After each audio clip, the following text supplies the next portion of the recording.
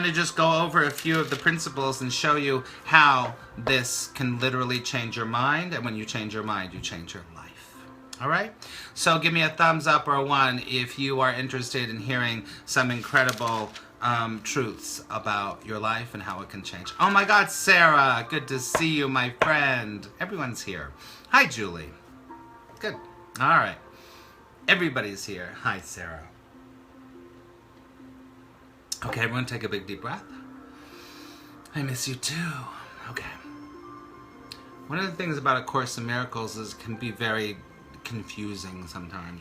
And it can be very intricate. But what we want to do is we want to just be in a space where we can hear the words, we can apply it to our lives, and we can see, thanks Miss Libra, and you can see what peace that it brings to you. So everyone take a big deep breath.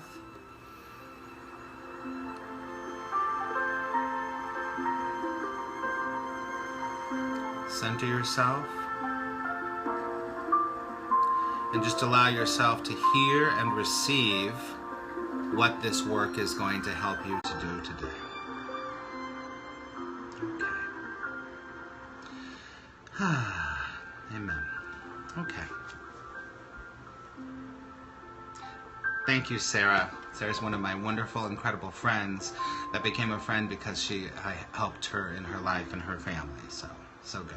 All right, so what we're doing is we are working from chapter 7, and it's section 6 called Vigilance to Peace. And I opened it up this morning and I was like, we got to talk about that. We're going to talk about that. So the title of this scope today is, I want to make sure, what did I say? Attack and love cannot coexist, or something like that, right? Attack and love cannot coexist. So let me just start reading and we'll see what we come up with. Thank you for inviting followers, Trish. Here we go. So, in paragraph 2, he says, the mind that accepts attack cannot love. Take a big deep breath right now. Hi, Deanna. The mind that accepts attack, thank you, Deanna, cannot love. And if you think about that for 1 second and you reflect back in your life, if you are attacking any way yourself, other people, the world, a situation that literally you're funny, Roland. There is never love along the side of attack. So let's just take politics as always the greatest example.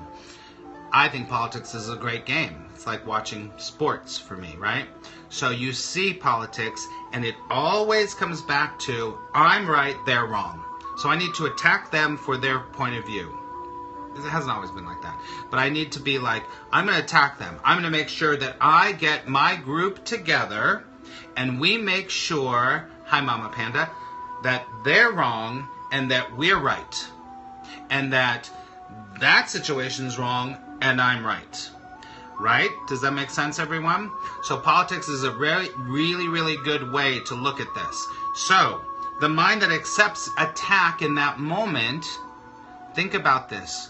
Do you have love? Is there any vibration of love when you are saying they're wrong and I'm right?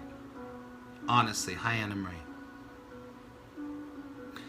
Love cannot exist at the same time. Well, it always exists, but you cannot be conscious of it when you are attacking. And the most important place is when you're attacking yourself. I'm not good enough. I need to be more successful. I'm too fat. I should have gotten this. That's why you don't argue. I love that, Julie. You step away from that. You step away from that. So, what you want to see is you want to look at yourself. We find our purpose, we become a community again. That's exactly right. Exactly right. So, when you start to attack yourself, they're literally Oh, thank you so much, Rhonda. Thank you so much. I really appreciate that. So, when you are attacking yourself, there's no love there. Let's keep going. Now, see, the Course in Miracles, if you don't know it, one line, if you stop and you really absorb it, can change your life. One line can change your life. Let me read it again. The mind that accepts attack cannot love. That is because it believes it can destroy love. And therefore, it does not understand what love is. Let me say that again. That is because it believes that it can destroy love, and therefore it does not understand what love is. It does not understand what love is. It cannot perceive itself as loving. So if you don't understand what love is, you will attack. If you don't get what love is, you will attack. And coming from a Course in Miracles point of view, only love is real. And the only thing that we cannot be taught love, I can't sit here and say, love is this, love is this, love is this, love is this. It will never work because it's beyond what can be taught. But what can be taught is to remove your blocks to that presence that is love. And attack is one of the things that is blocking you from that presence. Judgment is one of the things that's blocking you from that presence. Guilt is one of the things beyond opinions. That's right. Guilt is one of the things that is blocking you from that presence. So, thank you, Amanda. So, let me read this again. Killed that. Funny fish. Okay. This is because it believes it can destroy love and therefore does not understand what love is. It does not understand what love is. It cannot perceive itself as loving. That's okay. This loses the awareness of being, induces feelings of unreality, and results in utter confusion. When you're attacking, it's not real. You are confused. You are agitated. You are in a state that is very far away from your natural state. Does that make sense, everybody? So when you're judging yourself, when you're attacking yourself, when you're attacking a situation, you are confused.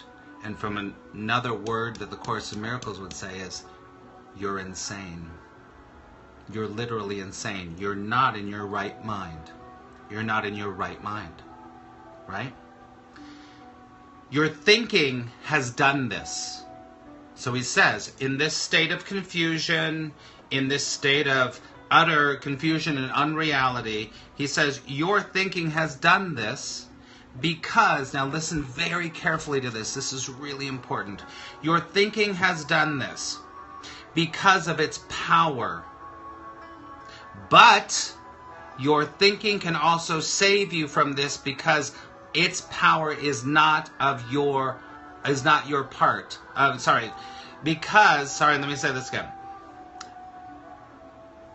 Your thinking has done this because of its power, but your thinking can also save you from this because its power is not of your making.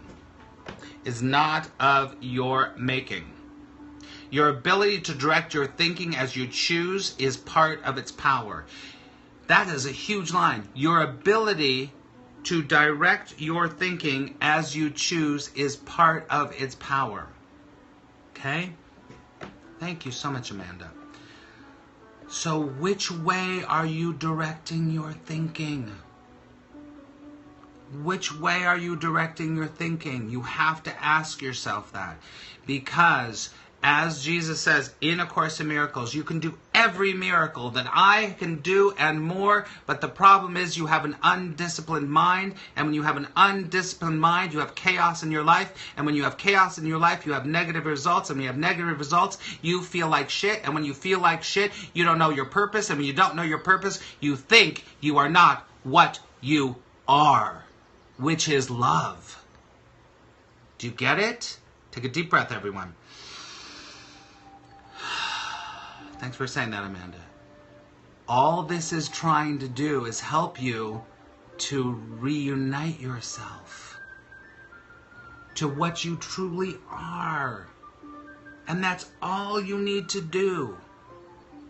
But the more you allow your mind to dwell on the crap, to keep looking at attack, to keep dwelling in the world of I'm right, they're wrong, I'm right. You keep dwelling in that world, you will never find your peace. You will never ever find your purpose. And your purpose is to create in this world as a being of light. Right? Good. I'm glad you needed this. Ultimately, you're all here because there's something about what this is telling you that you need. So let's keep going. I'm gonna re-say this, okay, everybody? So when you are attacking, you're in utter unreality and confusion. Your thinking has done this because of its power, but your thinking can also save you from this because its power is not of your making. Your ability to direct your thinking as you choose is part of its power. Now listen to the rest of this. Hi, Nina. If you do not believe you can do this, you have denied the power of your thought and thus rendered it powerless in your belief. If you do not believe you can do this, you have denied the power of your thought and thus rendered it powerless in your belief. Right? So, this is what it's all about. What is your belief? What is your belief? Right? I'm going to move on here. Okay? We're reading A Course in Miracles. So if you're new here, we're working with something called A Course in Miracles, which is a spiritual mind study program that helps you to have more peace, more joy, and more love in your life. That's all you need to know about it. Okay? You understand. So, in the Course in Miracles, it talks about your ego and it talks about your true self, right? Hi, Stacy. Your true self and your ego, right? The ingeniousness, now listen to this. The ego, you're not all-knowing, Roland, but there's a power within you that is all-knowing. That's all we're talking about here. You don't know. I don't know. Jill doesn't know. Stacy doesn't know. But there is a vibration within you that is connecting. Thank you for the super hearts. That's connected to all that is, that does know. Right? You tap into that. Oh, I love that, Amanda. Beautiful. One of the most highest, let me say this really quickly. One of the highest, thank you for all those super hearts. Listen. One of the highest spiritual principles there ever can be is, I don't know. When you start to say, I don't know, guess what happens? Guess what happens? You completely open up to an all-knowing mind that is connected to all that is. And when that is connected, you're connected to that, everything flows. Thank you for the super heart so much. You're so sweet. Right? Take a deep breath, everyone. Now, as I was saying, I gotta hurry up here. There is something called the ego. The ego is the part of our mind that wants to keep us from joy, that wants to keep us from love, that wants to keep us from feeling purposeful in our life, right? So there's this ego. Let's see what he has to say. The ingeniousness of the ego to preserve itself is enormous. But it stems from the very power of the mind the ego denies. So the ego, literally, you will self-sabotage yourself every single step along the line to your success, to your love, to your peace, because there's this thing called an ego, and it's very ingenious. Because once you start to get to your joy, once you start to get to your connection with God, with love, it will go, oh, no, don't go there. You're going to lose control. You're going to lose control. So hold on to your control And that's what the ego will do in many forms. It's very ingenious, and you have to be very aware when you are walking the path that you have to be aware, oh shit, there's my ego right there. It's telling me that there's an impossibility. Thank you for the super heart, Trish. Thank you. And you have to be really aware of it, everyone. And you go, oh God. You have to be awake and go, oh shit, there it is. Oh hell no, ego, Sarah says. Oh hell no, ego. Right? Let go of my ego. I want to say that. So the ego is the part of us we have to understand. You've got to understand it so that you can choose again. Most of us are running by this ego, and the ego wants to keep you separate. So coming back to the beginning of this whole talk is that the ego wants to keep you separate. And what better way to keep you separate than attacking others for being different than what you are? So the ego wants to keep you out of love, keep you out of joy, keep you out of peace. And so it says, okay, I'm going to whisper in your ear, basically, that if you say that that political party is wrong, and those people are right, and I'm right, and they're wrong, then you'll be peaceful. But it never works. It never works. That's why this pursuit of the ego is a fool's errand, because you never feel completely peaceful. It doesn't happen.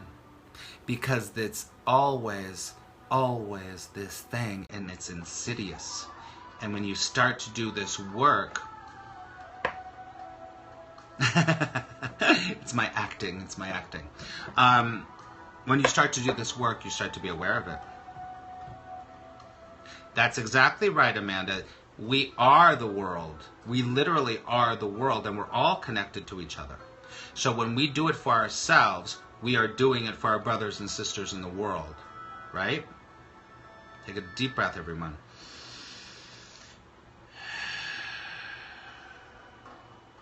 Okay, let me see if I want to read any more, because I feel like that's pretty good.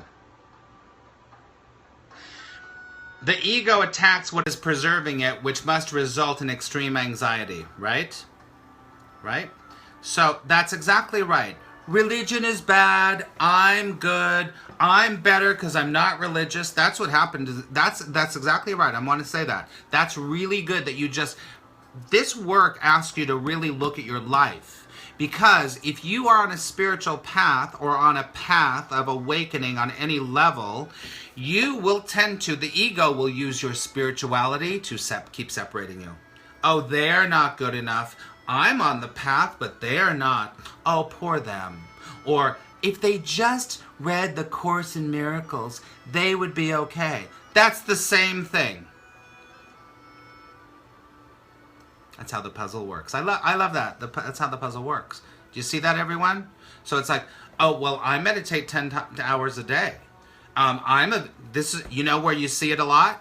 Do you know where you see it a lot? And listen, listen. You see it a lot in the vegan world. That's what I see. For me. Vegans, in general, I love vegans, I'm vegetarian. But tend to be... And yoga. Well, I do yoga. I do yoga, and I'm a vegan, so I must be better. There is that. Interesting, RMG. What is that about? It's the ego getting in. That's why I think this work is so important, because you start to be aware of your ego, right? I love yoga and vegans, of course I do. But I see it because it's the trend. They don't really do this work. So they've got all of the, it drives me freaking crazy too, right? They do all of this other work, which is fine. But they don't understand how insidious the ego is. Because the ego will get in there, and it gets into my life, and it gets into your life, and the ego is the thing that keeps you wanting to be separate and better. You are no better than anyone else. You are the same as them. You were just saying this, Trish.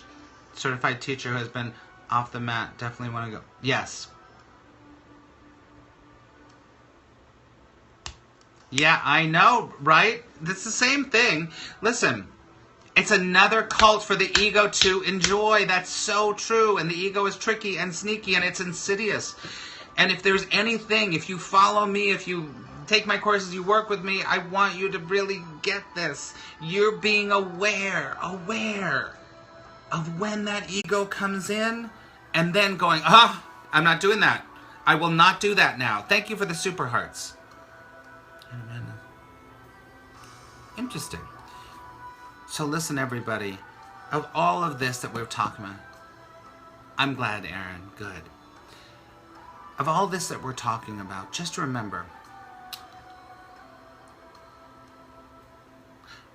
I just do what I do. How do I get this message? I just do what I do. Listen. Oh, I'm sorry, Aaron. Assalamu alaikum. I just do what I do. That's it. But I know, I've worked with hundreds and hundreds of people. When they start to get it, guess what happens? They start to feel peaceful. And when they start to feel peaceful, their finances start to change. And when their finances start to change, their relationships start to change because you can't change any one period. You can't. And that is a big thing in my work. My work is to give you tools. I'm not here to change you. I'm just here to be like, hey, there's this thing. Here's this thing.